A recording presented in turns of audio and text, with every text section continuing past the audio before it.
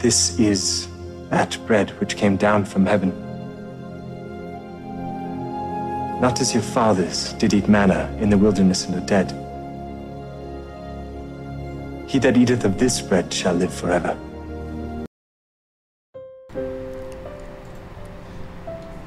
Kumusta mga kapatid? Welcome muli sa ating podcast. And ang bilis ng araw, ano? Yung nakaraang araw, gumawa ako, parang natulog lang. Tapos, andito muli tayo sa ating programa. And hope habang nakikinig kayo dyan, at nasa mabuti kayong kalagayan. And last ilang mga weeks ago, na daanan po natin yung mga bagyo, tapos yung lindol, no? Sunod-sunod na mga lindol. And hindi natin alam what's next. Pero maganda po dahil pagkasama natin yung ating Diyos, magkakaroon tayo ng pag-asa sa ating buhay. So po, pasalamat sa inyo na parating nagsusubaybay at maraming salamat po sa nag-comment, nag-like at nagbigay ng mensahe. Ayun, kaya sabi ko nga kanina sa isang subscribers natin na kayo po yung nagbibigay ng inspirasyon din na ito pa yung tema na pag andito ako nasa isang parte ako ng buhay ko na payapa, na kung saan nare-remind ako ng aking covenant sa Diyos at nagpapakita ito ng pagmamahal ng Diyos sa akin. So maraming salamat po sa inyo. At nawa po ay pinapanalangin ko sa hapon na ito na nasa maayos pa kayong kalagayan habang nakikinig. Alam niyo po, dagdag ko lang, minsan darating talaga sa point sa buhay natin yung pang napapagod tayo. Pwede nating sabihin na siguro okay lang na hindi ako gumawa ngayon, hindi ako magtrabaho sa aking boss. Diba? Alam naman natin yung boss ko, yung boss ninyo is ating Ama sa Langit, ang ating Panginoong Jesucristo. Sabi ko parang nakakapagod, di po ba? Pero normal lang po yun sa buhay natin. Natutunan ko sa buhay po na magpatuloy and always remember that if gagawin natin to para sa Kanya, siya yung gagawa ng paraan para sa atin. Kailangan po natin magbigay ng konting pananampalataya if nahihirapan po tayo sa ating faith. Kasi ito po ay it's an action word pag sinabi nating pananampalataya. Bakit ko po yung sinabi? Kasi kaya ng umaga, nag-travel po kami ng aking wife sa isang city. Meron po kaming lumang sasakyan, yun po yung ginamit namin.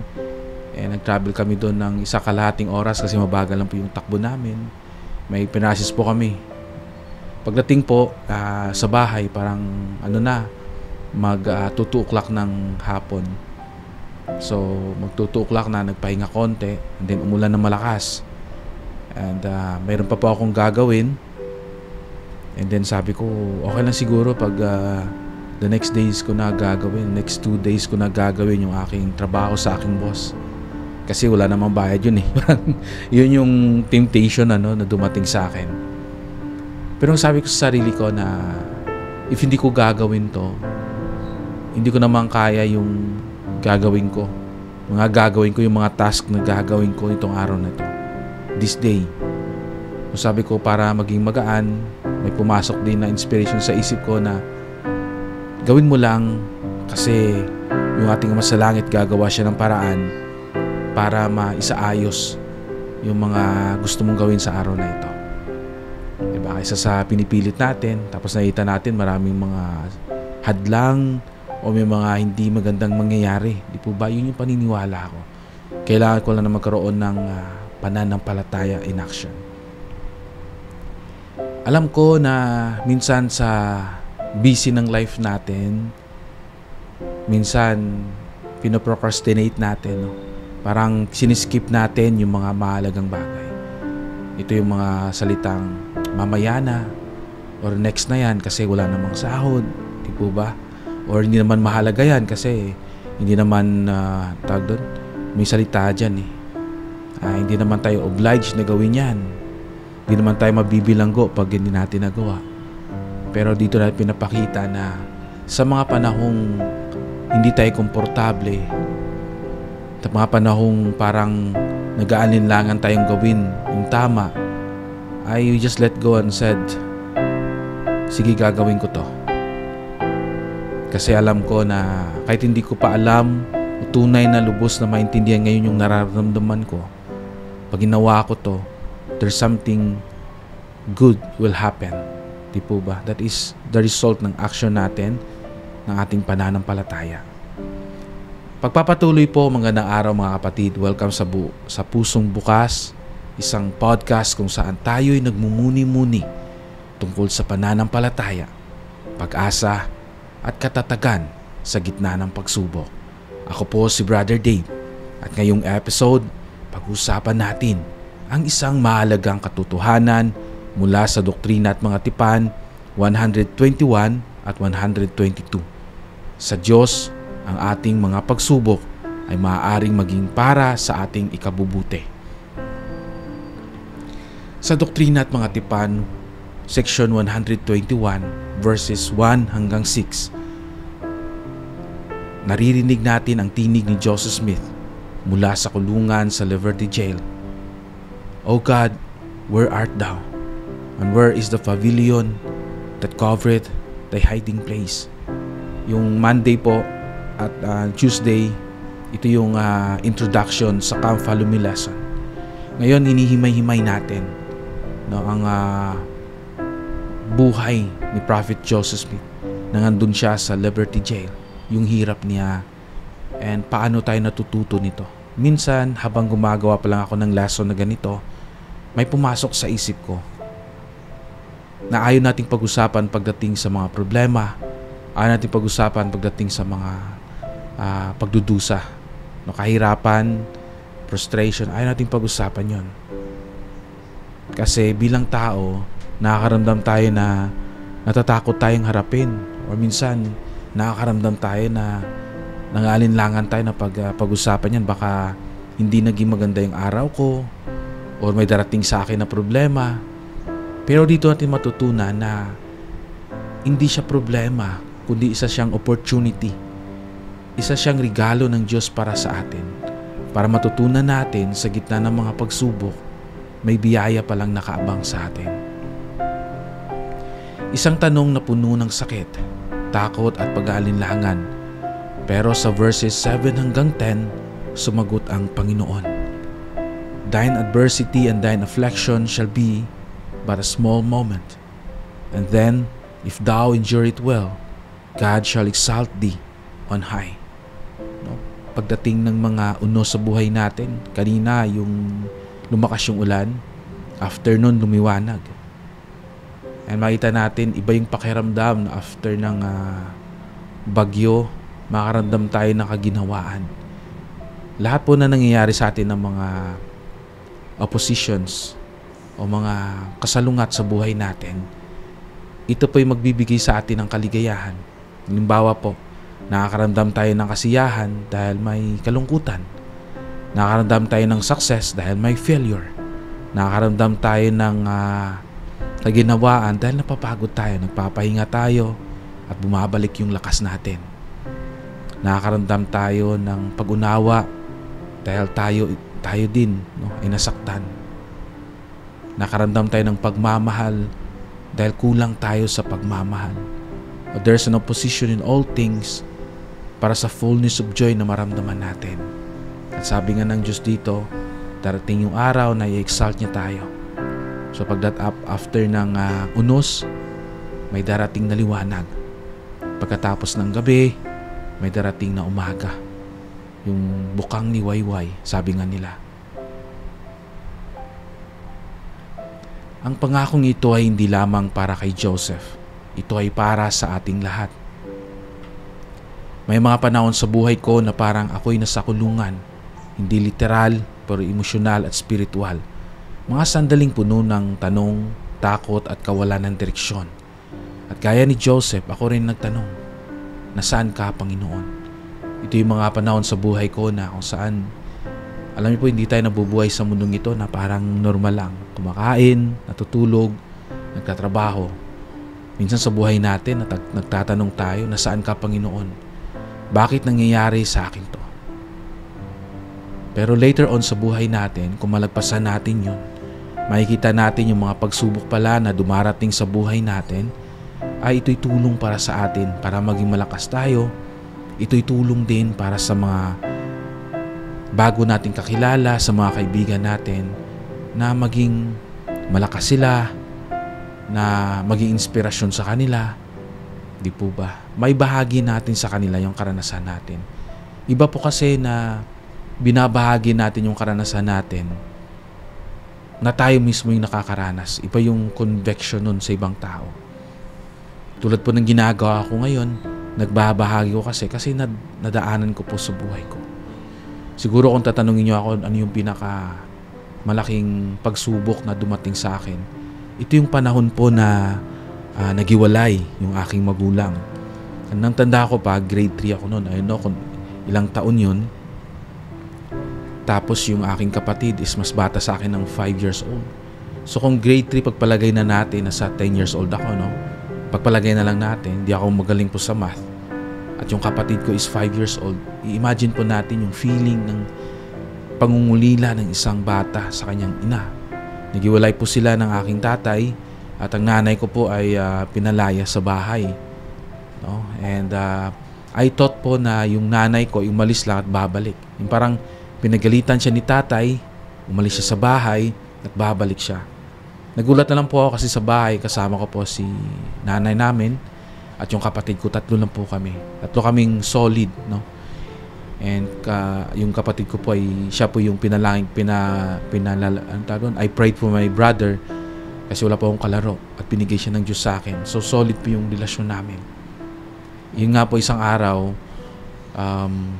bigla na lang umalis si nanay at nagulat po ako na si lolo at lola at yung tiyahin ko na siya yung nagbuli sa akin, sila po yung nagbabantay na, nakaupo sa bahay namin. Andun po ako sa parang gate na gawa sa kahoy, tapos may ano ba yung isang tawag doon, parang miss wire. May isa pa doon cyclone wire. Ayan. So nakatayo ako doon. Tanda ko pa ito. And tumitingin po ako sa labas. Gabi na po yun. Umiiyak. May mga anak din po ako ngayon. If ako po ngayon babalik doon sa sitwasyon na yon, if nakatayo ako sa likod ng batang yan, lalagay ko yung kamay ko sa kanyang balikat, sasabihin na okay lang yan, Dave. Makakaya mo yan kasi nakaya ko. Ako, ito yung future mo. Gusto kong sabihin sa kanya kasi wala po yung umakap sa kanya. Iyak po ng iyak ako noon. Tapos yung lolo't lola ko, parang ewan. Yun po yung naramdaman ko, yung, especially yung tiyahin ko. Alam ko, they felt lungkot din, pero we don't have that bonding sa aking mga lolo't lola. Alam niyo po yung hirap na dinaanan ng isang bata na walang napaka-close sa kanyang ina, na isang araw biglang mawawala. Kaya alam ko po yung pag sinabi nating hirap. Isa lang po yun sa mga naranasan kong hirap when I was a kid, na ngayon po ay blessing naman po yung tinatanggap natin galing sa Diyos. At hindi ko po ito may babahagi sa inyo na makakonvert ko po kayo sa aking salita kung hindi ko po ito dinaanan. At sinabi ko rin during those time kung ano yung sakit na ramdaman ko, ano yung sakit din na ramdaman ng aking kapatid in the 5 years old, no, sa edad na 5 taon, na mas 5 taon po ako nakapag-spend ng time pa sa aking nanay. Pero pag tinanong niyo po ako ano po yung karugtong na story, nagbalikan po sila ng aking tatay, at ngayon po even po yung mga after 15 years po yung mga challenges na dumarating sa amin ay they are going strong, and they're hindi man sinasabi ko talaga na happily ever after, no. Nakatira po sila ngayon doon sa lumang bahay din namin, and they are progressing, and they are understanding each other, and natututo po sila sa isa't isa. Alam niyo, my dear brothers and sisters, hindi madali yung buhay. Alam ko na ito yung story ko. Alam ko sa inyo, gusto niyo ring ibahagi sa akin yung story ninyo. Gusto niyo pong ibahagi sa akin yung mga karanasan ninyo. Yung bang masasabi niyo na parang kayo lang yung nakadanas ng ganung bagay. At masasabi ko po mga kapatid na sino pa po yung magdadamayan kundi tayo din naman, di po ba? Either po member po kayo ng simbahan at hindi po kayo membro, welcome po kayo dito. Pero sa panalangin, sa mga banal na kasulatan at sa mga taong isinugo niya, naramdaman ko ang kanyang presensya. Hindi niya ako iniwan. Hindi niya tayo iniiwan. Sa section 122, mas lalong pinapalalim ng Diyos ang kanyang mensahe. If thou art called to pass through tribulation, all these things shall give thee experience and shall be for thy good. Di po ba? Tulad po ng experience ko po sa buhay, dito yung nagbigay sa akin, no, para sa akin ding ikabubuti. Siguro masabi ko po na hindi ako ganito kalakas ngayon. Yung aking kaalaman pagdating sa buhay at pagbabahagi kung hindi ko po nadaanan yung mga pagsubok noon sa buhay ko. Kung babalikan ko lang po yung buhay ko noon, masakit siya pero masaya ko. Hindi na siya ganun ka-apekto sa akin, pero naging inspirasyon siya sa buhay ko. Ang mga pagsubok ay hindi parusa. Ito ay bahagi ng plano. Ito ay daan upang tayo'y lumago, tumibay, at mas mapalapit sa Diyos. Tulad sa Doktrina at Mga Tipan 121 verse 8, sinabi ng Diyos, if thou endure it well, ano nga ba ang ibig sabihin nito? Hindi lang basta pagtitiis, kundi pagtanggap na may pananampalataya. Yung pag sinabi kasi po na endure it well, pinapalitan po namin yan, enjoy to the end. Di po ba? Kung inyo pong naalala yung endure to the end, enjoy to the end. Inahambing ko po ito sa isang, meron tayong field trip ngayon, papuntang Cebu. Cebu Temple or Manila Temple. Sa Manila, hindi ko alam, parang may matutulog pa eh. Matagal siya, naalala ko pa noon, no? Sa Cebu, madali lang, no? Mabilis lang. Pero matagal. Imaginein po natin, my dear brothers and sisters, na sabay tayong pumunta dito. Yung isang kasama natin, bawat moment ini-enjoy niya. Parang ayaw niya matapos yung pagsakay sa bus, no? Pagpunta doon kasi may kinakausap siya. And nag-share sila ng kanilang story, na kanilang mga nangyayari sa buhay nila. Parang hindi nila namalaya na andun na sila. Yung isa naman ay katabi niya is yung kaaway niya sa branch or sa ward. Habang nagtatravel sila, parang bigat-bigat ang pakiramdam. Yung isang minuto, parang isang araw na. Yung isa, endure to the end talaga. Pero yung isa, enjoy to the end. Yung tanong dito, my dear brothers and sisters, saan po tayo dun? Andun pa tayo sa enjoy to the end or endure to the end? Kaya yung sabi dito na, if thou endure it well, hindi ibig sabihin no na parang pinaparusahan natin yung ating sarili. But nag-i-enjoy tayo sa ating journey. Hindi lang pagdaan sa bagyo, kundi paglalakad kasama ang Diyos sa gitna ng unos. Hindi lang pag-asa na matatapos sa sakit, kundi paniniwala na may layunin ito. My dear brothers and sisters, ngayon umuulan, pero papatuloy ko lang po yung paggawa and hopefully still napapakinggan or klaro pa rin yung boses ko. At sino ang tumutulong sa atin? Ang ating tagapagligtas. Si Jesus Christ, ang ating lakas, ang ating pag-asa, at ang ating gabay. Sa mensahe ni Elder Kenton L. Cook, sinabi niya, peace is not the absence of trials but presence of God. Ibig sabihin po nito, halimbawa po umuulan, malakas yung ulan, parang sabi ko ihinto ko na ba to o hindi na ako gagawa. Pero pag i-feel ko siya, sabihin ko na maganda kasi malamig yung panahon, pinapahawatig lang ng Diyos na nakikisama siya sa atin ngayong oras na ito.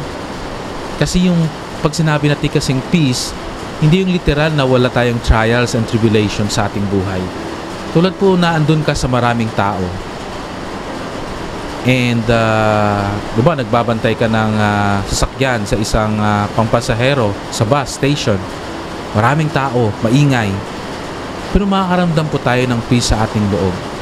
Kasi yung kapayapaan nagsisimula po siya sa loob natin. Hindi po siya nagsisimula sa labas. Kasi kahit na gaano ka ingay ang labas, pero pag mayroon po tayong pananampalataya, kalayaan sa ating puso, yun po yung totoong peace. Kaysa sa tahimik ang lahat, Pero ang battle natin sa loob ng ating sarili, hindi po yun peace. Meron po tayong torment sa loob natin. Kaya yung heaven, nagsisimula po sa ating loob. Sa awit na where can I turn for peace? Kunin niyo po yung nababasa, di po ba? Sa hymn number 129. Tinatanong natin, where is the quiet hand to calm thy anguish? Ang sagot, He answers privately. Reach is my reaching. Di po ba? Talagang makikita natin yung kamay ng ating Panginoon na umaabot sa atin. Tinutulungan po tayo. Tulad po ngayon, mayroong insight na pumasok sa akin. Parang sabi ng Panginoon, Dave, pag pumunta ka kanina, hindi ko gumawa ng Come Follow Me, umulan. So mababasa ka sa pupuntahan mo. Tama po kasi kukuha po ako ng motor, yung sidecar ba, na gagawin ko pong Chicken Joy. Yun, magsisimula pa ako ng negosyo. Kukunin ko po doon sa father-in-law ko. He will help me up. Pumunta po ako doon, mababasa po ako. Pero I'm grateful dito po ako at gumagawa. Sometimes, hindi natin makikita yung sagot sa umpisa. Minsan makita natin yung sagot after na. Tulad po ngayon, now I know na hindi ako lumabas, gumawa ako ng Come Follow Me kasi alam ng Diyos na uulan. Amen to Him. Siya nawa. Napurihin ang kanyang pangalan, mga kapatid. So, pagpapatuloy, ang kapayapaan ay hindi laging tahimik. Minsan, ito ay tinig ng Diyos sa ating mga puso. Kapatid, kung ikaw ay dumaraan sa pagsubok ngayon, tandaan mo ito. Ang Diyos ay nariyan. Ang iyong karanasan ay may layunin. At sa Kanya lamang, ang lahat ng bagay ay maaaring maging para sa iyong ikabubuti. Sa muli, nakakalungkot mang sabihin na maghiwalay-hiwalay tayo, pero ito po yung realidad ng buhay. Pero, ang mahalaga po ay natututo tayo at yung mga binabahagi ko po naway isa puso natin kasi ito po'y galing din sa ating Panginoong Jesucristo. Maraming salamat po sa pagkinig sa Pusong Bukas. Mga kapatid, kung na-bless ka sa episode na ito, ini-invite ko po kayo na i-share ito sa mga kapatid din ninyo. Either po miyembro po sila ng simbahan at hindi pa po miyembro ng ating simbahan. Hanggang sa susunod po, ako po si Brother Dave na nagpaalala, ang pagsubok ay hindi katapusan. Ito ay simula ng mas malalim na ugnayan sa Diyos. Maraming salamat mga kapatid. And lumalakas yung ulan habang sasalita ako. Pero chill lang po tayo. And kita-kits po tayo bukas. Nawa po na save lang po kayo sa inyong time dyan. And pagpalain po tayo. Alam ko po na lahat ng ito ay totoo. Pinapasalamatan ko yung ulan. Makulit yung ulan eh. In the name of Jesus Christ, Amen.